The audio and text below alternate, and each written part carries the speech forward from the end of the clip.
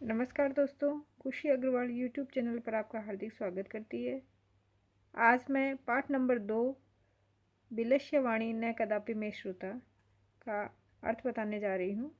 बिलस्य यानी गुफा या बिल की वाणी, न कदापि यानी कभी नहीं, मैं यानी मेरे द्वारा, श्रुता यानी सुनी गई। गुफा की आवाज़ मैंने कभी भी नहीं सुनी। इसके विषय में इसमें बताया, बहुत ही सुंदर कहानी की रचना की है लेखक विष्णु शर्मा ने। उन्होंने पंचतंत्र लिखा है संस्कृत के अंदर, और उसकी जो कहानियाँ हैं पंचतंत्र की, वो पूरे संसार में प्रसिद्ध है। तो ये अत्यधिक रोचक कहानी अपन अभी पढ़ेंगे।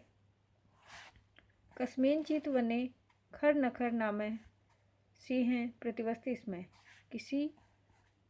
किसी जंगल में खर नखर नाम का शेर रहता था। प्रतिवस्ती मतलब रहता था। वन यानी जंगल में, कस्मिंचित यानी किसी जंगल में खर नखर नाम का शेर रहता था। स कदाचित इतस्ततः परिभ्रमण सुदार्तः न किंचित अपि आहारम प्राप्तवान। कदाचित यानी कभी, इतस्ततः यानी इधर उधर, परिभ्रमण यानी घूमते हुए, सुदार्थ शुदा यानी भूख, आर्त यानी व्याकुल, भूख से व्याकुल, किंचित अपि कुछ भी, आहारम यानी आहार के रूप में, प्राप्तवान न प्राप्तवान नहीं प्राप्त हुआ उसे। वह कभी इधर उधर घूमता हुआ, भूख से व्याकुल हुआ, कुछ भी भोजन के रूप में उसे प्राप्त नहीं हुआ। मतलब एक बार भूख से व्याकुल हो गया था वो, और इधर उधर घूम रहा था, तब उसे भोजन के रूप में कुछ भी प्राप्त नहीं हुआ।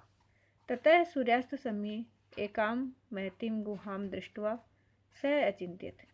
ततः यानी इसके बाद, सूर्यास्त समय, सूर्य जब अस्त होता है संध्या के समय में, एक गुफा, महती यानी बड़ी, एक बड़ी सी गुफा को देख करके स अचिंत्यत उसने सोचा, नूनम निश्चित रूप से, एतश्याम गुहायाम इस गुफा में, रात्रि में, कोअपि कोई भी, जीव आगच्छति कोई भी पशु आता है, अतः अत्र एव निगूढ़ो भूत्वा तिष्ठामि, इसलिए अत्र प्लस एव, अत्र यहाँ पर ही, निगूढ़ यानी छुप करके, तिष्ठामि यानी बैठता हूँ, इसलिए यहाँ पर ही मैं छुप करके बैठता हूँ।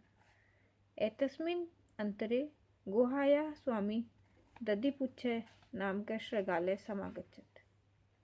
इसी बीच में गुफा का स्वामी दधिपुच्छ नाम का गिद्दड़ आया। इसमें एक श्रृगाल जो है वो उस गुफा में रहता था। उसके विषय में बताया हुआ है कि इसके बाद गुफा का मालिक दधिपुच्छ नाम का गिद्दड़ आया। गिद्दड़, श्रृगाल मीन्स गिद्दड़ भी होता है और शियार भी होता है। स च यावत पश्यति तावत सिंह पद पदति गुहायाम प्रविष्टो दृश्यते।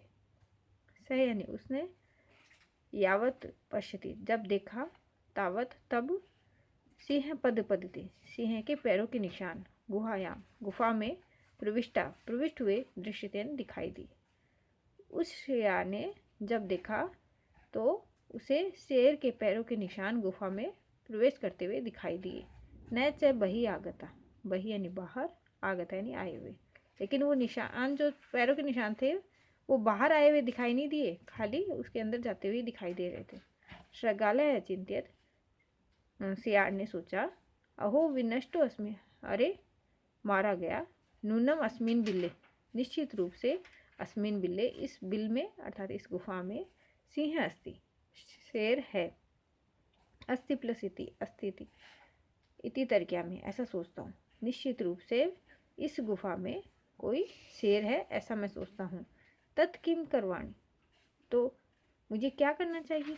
एवं विचिंत्य, ऐसा सोच करके, दूरस्थ रवम कर्तुम आरब्ध, ऐसा सोच करके उसने दूर से ही स्थित रह करके, रवम यानी आवाज़, कर्तुम यानी करना, आरब्ध यानी प्रारंभ किया। ऐसा सोच करके उसने दूर ही स्थित रह करके आवाज़ करना प्रारंभ किया। भो बिल, अरे बिल, अर्थात गुफा को जैसे बिल बताया हुआ है, अरे गुफा किम न स्मरसि, क्या तुम्हें याद नहीं है? यन्मया त्वया सह समय कृतोस्ति, कि मेरे द्वारा, त्वया सह तुम्हारे साथ, सह के युग में तृतीय विभक्ति का प्रयोग हुआ है कि मेरे द्वारा तुम्हारे साथ समय कृतोस्ति, समय अर्थात समझौता किया गया है, कि मेरे द्वारा तुम्हारे साथ समझौता किया गया है। यत यत अहम बाह्यतः प्रति आगश्यामि, प्रति प्लस आगश्यामि, कि जब मैं बाह्यतः यानी बाहर से प्रति आगश्यामि वापिस आऊँगा, तदा त्वम माम आकरिष्यसि, तब तुम मुझको पुकारोगी, तब तुम मुझे आवाज़ दोगी। यदि तुम माम न आह्वसि, अगर तुम मुझको नहीं पुकारती हो, तर्हि अहम द्वितीयम बिलम यास्यामि, तो मैं दूसरी बिल में चला जाऊंगा, अर्थात दूसरी गुफा में चला जाऊंगा। अथ एतत् श्रुत्वा, इसके बाद ऐसा सुन करके, सिंह अचिंतित, शेर ने सोचा, नूनम ऐसा गुहा स्वामिने सदा समाह्वानम करोति, निश्चित रूप से यह गुफा अपने स्वामी का हमेशा आह्वान करती है, हमेशा अपने मालिक को पुकारती है, परंतु मद भयात, इसमें भय के योग में, भी धातु के योग में पंचमी विभक्ति का प्रयोग हुआ है। परंतु मद भयात न किंचित वदति, लेकिन मेरे डर से कुछ भी नहीं बोल रही है। अथवा साधु इदम उच्यते, यह ठीक ही कहा गया है कि भय संत्रस्त मनसा हस्तपाद आदि का क्रिया प्रवर्तनते न वाणी न वेप्तु च अधिको भवेत, कि भय से व्याप्त मन वाले व्यक्ति का, या भय से व्याप्त मन वाले के हाथ पैर आदि कार्य करने बंद कर देते हैं, और वाणी भी व्यप्त यानी कंपन करने लग जाती है। भय से जब अपना मन त्रस्त हो जाता है, भय से व्याकुल हो जाता है, तो अपने हाथ पैर काम करने बंद कर देते हैं, और वाणी भी अत्यधिक कांपने लग जाती है। तद अहम अश्य आह्वानम करोमि, तो मैं इसका आह्वान करता हूँ।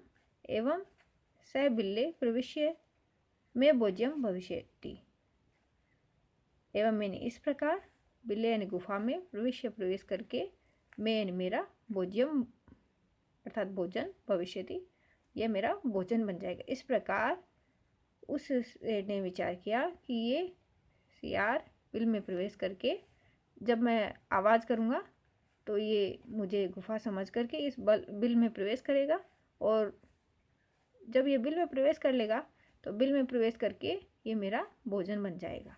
इत्थम विचारे, ऐसा विचार यानी विचार करके, सिंह सहसा श्रगालस्य आह्वानम अकरोत्, सहसा यानी अचानक, श्रगालस्य यानी शेर सियार की, आह्वानम यानी आह्वान, अकरोत् यानी किया। ऐसा विचार करके शेर ने अचानक सियार का आह्वान किया। सिंहस्य उच्च गर्जन प्रतिध्वनिना सा गुहा उच्च श्रगालम आवत। तो बच्चों आगे बताया हुआ है कि किस प्रकार से सिंह ने अपनी बेवकूफ़ी से आए हुए श्रगाल को किस प्रकार से अवगत करा दिया अपने होने की स्थिति को। सिंह से उच्च गर्जनम, शेर की ऊंची आवाज़ की प्रतिध्वनि से वह गुफा जो है ऊंची आवाज़ में सियार को पुकारती है, अर्थात वो शेर जो है वो ऊंची आवाज़ में उस सियार को, शेर ने सियार को ऊंची आवाज़ में पुकारा।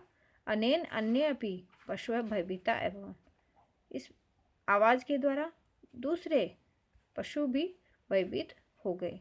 श्रगालो अपि ततः दूरम पलायमान इमम अपठत, श्रगालो अपि शेर भी, ततः यानी इसके बाद, दूरम यानी दूर, पलायमान यानी जाते हुए भागते हुए, सानस प्रत्यय है, इमम अपठत सियार भी इसके बाद दूर स्थित रह करके, पलायमान है दूर भागता हुआ, इमम अपठत ये श्लोक पढ़ता है। ये श्लोक उसने पढ़ा। अनागतम ये कुरुते स शोभते स सोच्यते यो न करोति अनागतम वने अत्र संस्तस्य समागता जरा विलस्य वाणी न कदापि मे श्रोता। अनागतम यह कुरुते, जो नई आई हुई विपत्ति का पहले से ही समाधान सोच लेता है, स शोभते वह शोभा पाता है। स सोच्यते यो न करोति अनागतम, जो विपत्ति अपने पास अभी आई नहीं है, आने वाली है, उसका जो सोच नहीं करता, उसके विषय में चिंता नहीं करता, उसकी स्थिति सोच्यते, सोचनी हो जाती है। वने अत्र संस्तस्य समागता जरा विलस्य वाणी न कदापि में श्रुता। यहाँ पर संस्तस्य यानी रहते हुए, समागता यानी आ गई है, जरा यानी बुढ़ापा या वृद्धावस्था, वन यानी वन में, विलस्य यानी गुफा की, वाणी यानी वाणी, न यानी नहीं, कदापि यानी कभी भी, मैं यानी मेरे द्वारा, श्रुता यानी सुनी गई। श्रुता में शुद्ध धातु कत प्रत्यय लगा हुआ है। वने अत्र, इस वन में रहते हुए मुझे वृद्धावस्था आ गई है। सियार बोलता है कि इस वन में रहते हुए मुझे वृद्धावस्था आ चुकी है, लेकिन विलस्य वाणी ने कदापि में श्रुता, लेकिन गुफा की वाणी मैंने कभी भी नहीं सुनी। उम्मीद करती हूँ आपको मेरा बताया हुआ अर्थ समझ में आया होगा। धन्यवाद।